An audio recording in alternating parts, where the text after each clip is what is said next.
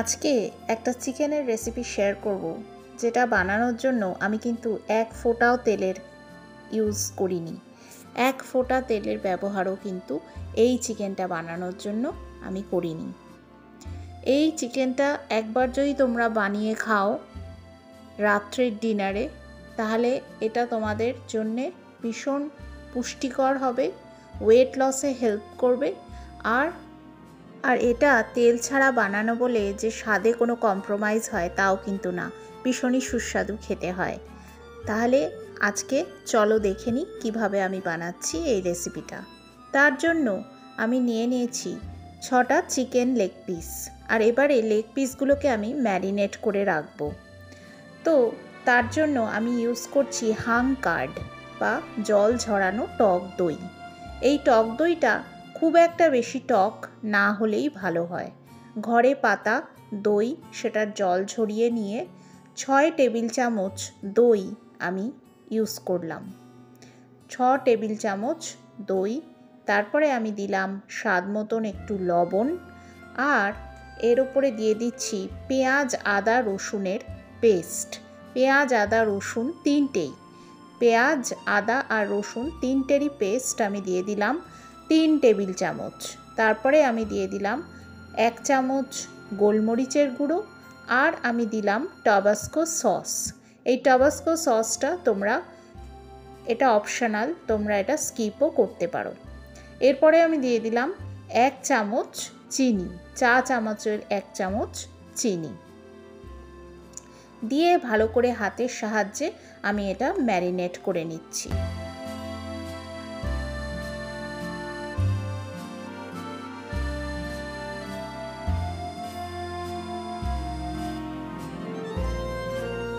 চিকেনগুলো ম্যারিনেট করে ফ্রিজে রেখে দিতে হবে বেশ কিছুক্ষণ। যদি পারো তো 6 থেকে 8 ঘন্টা ম্যারিনেট করে রেখে দিও, আর যদি সময় না থাকে অন্তত আধ ঘন্টা থেকে 1 ঘন্টা ম্যারিনেট করে রেখো। এরপরে দেখো আমি 6 ঘন্টা ম্যারিনেট করে রেখেছিলাম। তারপরে আমি একটা ফ্রাইং প্যান গরম করে নিলাম। আর ফ্রাইং প্যানে নিশ্চয়ই তোমরা নোটিস করেছো কোনো তেল আমি কিন্তু দিইনি। তো শুকনো ফ্রাইং প্যানের ওপরে আমি দিয়ে দিলাম বেশ কিছু তেজপাতা, একটু লবঙ্গ আর ভাজা গোটা জিরে, সাদা জিরে কিন্তু শুকনো খোলায় ভাজা। আমি এখানে আর কোনো কিছুর প্রয়োগ করছি না। তোমরা চাইলে এখানে দারচিনি, ছোটো এলাচ এগুলোও কিন্তু ড্রাই রোস্ট করতে পারো। তো আমি এই 3টে জিনিসকে আবার একটু ড্রাই রোস্ট করে নিচ্ছি। যদিও আমার সাদা জিরেটা ড্রাই রোস্ট করা ছিল, তাও আমি আরেকবার ড্রাই রোস্ট করে নিচ্ছি তেজপাতা আর লবঙ্গর সাথে। এবারে দেখো 6 ঘন্টা পরে আমি যখন চিকেনটা ফ্রিজ থেকে বার করেছি, তখন কিন্তু ওটা জলটা আর একটুখানি বেড়ে গেছে, কারণ এটা আমি লবণ দিয়েও কিন্তু ম্যারিনেট করে রেখেছিলাম। তো এবারে গ্যাসটার ফ্লেমটা একটু কমিয়ে দিয়ে আমি পরপর চিকেনের পিসগুলো আমি ফ্রাইং প্যানের মধ্যে দিয়ে দিচ্ছি।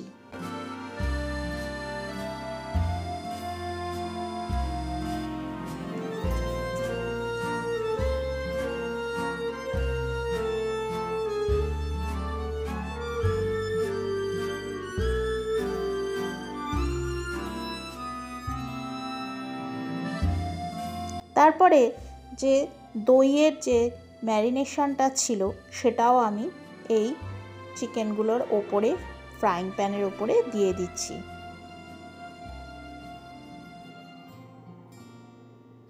তারপরে হালকা হাতে একটু নাড়াচাড়া করে নিচ্ছি।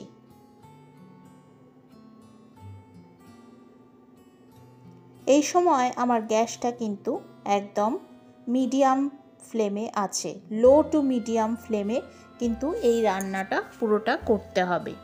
একদম লো থেকে মিডিয়াম ফ্লেমে আঁচটা রেখে দিয়ে আমাকে এই রান্নাটা করতে হবে প্রথমে। তো সুতরাং প্রথম দিকে কিন্তু গ্যাসটাকে কখনোই হাই ফ্লেমে করবে না, তাহলে কিন্তু এটা বার্ন হয়ে যেতে পারে বা জ্বলে যেতে পারে। তো সুতরাং লো টু মিডিয়াম ফ্লেমে স্লো কুকিং করতে হবে এই রেসিপিটা।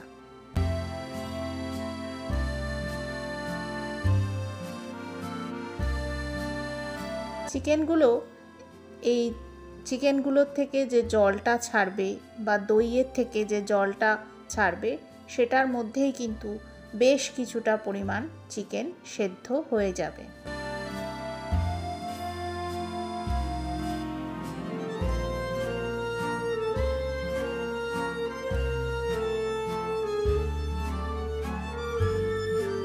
এইভাবে দেখো নাড়াচাড়া করে নেবে যখন যখন মনে হবে।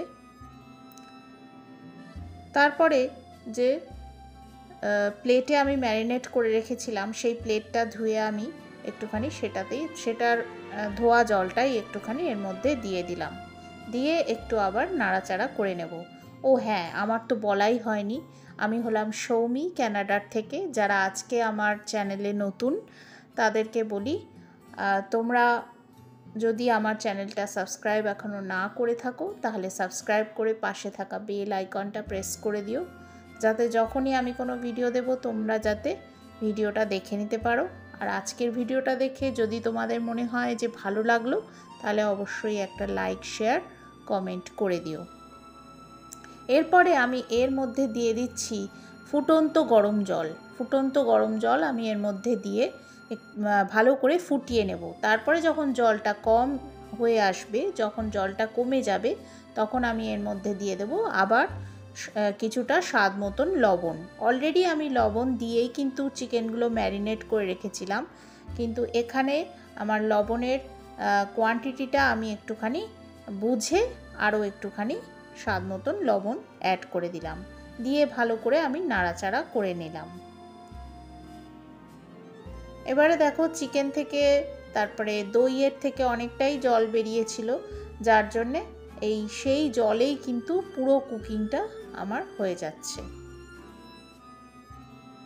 আর প্লাস আমি তো ফুটন্ত গরম জলও অ্যাড করেছিলাম। যতক্ষণ না চিকেনটা পুরো ভেতর অবধি কুক হয়ে যাবে, ভেতর অবধি সেদ্ধ হয়ে যাবে, ততক্ষণ কিন্তু এই জিনিসটা কন্টিনিউ করতে হবে। এই কুকিং প্রসেসটা, এই স্লো কুকিং প্রসেসটা, বা জলটা অ্যাড করার পরে তোমরা গ্যাসটাকে হাই ফ্লেমেও করে দিতে পারো, তো সেটা একটুখানি নিজে বুঝে নিতে হবে। তারপরে যখন রান্নাটা প্রায় হয়ে আসবে, যখন জলটা অনেকটা বেশ শুকিয়ে গেছে, তখন এর ওপর থেকে আমি দিয়ে দিচ্ছি কাঁচা পেঁয়াজ। আমি কিন্তু কোনো গরম মশলা পাউডার বা কোনো রকম দারচিনি, ছোটো এলাচ ইউজ করছি না, কারণ আমরা এই গরম মশলার ফ্লেভারটা খুব একটা পছন্দ করি না। তোমরা কিন্তু এই সময় গরম মশলা একটুখানি ওপর থেকে ছড়িয়ে দিতে পারো তোমাদের প্রেফারেন্স অনুযায়ী।